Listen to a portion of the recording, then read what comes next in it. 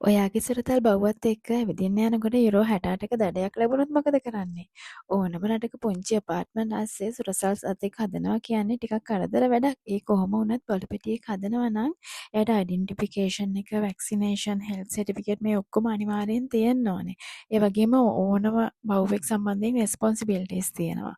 ඒ නිසා එයාට කෑම බීම, වතුර, ෂෙල්ටර්ස්, ඒ වගේම එක්සර්සයිසස් මේ හැමදේම හරියට තියෙනවද කියලා බලන්න ඕනේ. ඉතින් විශේෂයෙන් පැරිස්වල සති 8ක් ගියාට පස්සේ තමයි පපී කෙනෙක්ව හදාගන්න පුළුවන්. ඉතින් මේ පපීව හදාගන්න කෙනා සර්ටිෆිකේට් එකකට සයින් කරන්න ඕනේ. එයාලගේ රෙස්පොන්සිබිලිටීස් කලින්ම තේරුම් ගත්තා කියලා සනාථ කරන්න. ඉතින් පැරිස්වල පොඩි බල්ලන් පබ්ලික් ට්‍රාන්ස්පෝර්ට් වල ගෙනියන්න පුළුවන් අපි දැකලා තියෙනවානේ. ලොකු අය මෙට්‍රෝ වල විතරයි අරගෙන යන්න පුළුවන්. මේ සුරතල් සත්තු හින්දා සමහර ජොබ් ක්‍රියේට් වෙලා තියෙනවා. සමහර ඕනර්ස්ලා ඩොග් සිටර්ස්ලාව අරගන්නවා. ඉතින් යාළුවා එළියට යන්න, අරගෙන යන්න, කන්න බොන්න දෙන්න මේ හැම දෙයකටම සමහර වෙලාවට යුරෝ 12ත් යුරෝ 20ත් අතර වගේ යාළට පැයකට ගෙවීම් කරන වෙලාවල් තියෙනවා.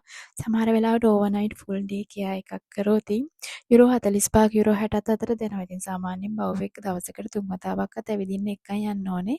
ඉතින් එහෙම වෙලාවට යාළගේ බහිස්රාවය කටයුතු කරන්නත් අමතක කරන්නේ නැහැ ඒගොල්ලෝ. ඉතින් ඒ වෙලාවට අමතක නොකර ඒවා නිසි තැන්වලට බැහැර කරන්න. එහෙම නැති වුණොත් තමයි මට යුරෝ 68ක දඩයක් ගෙවන්න වෙන්නේ.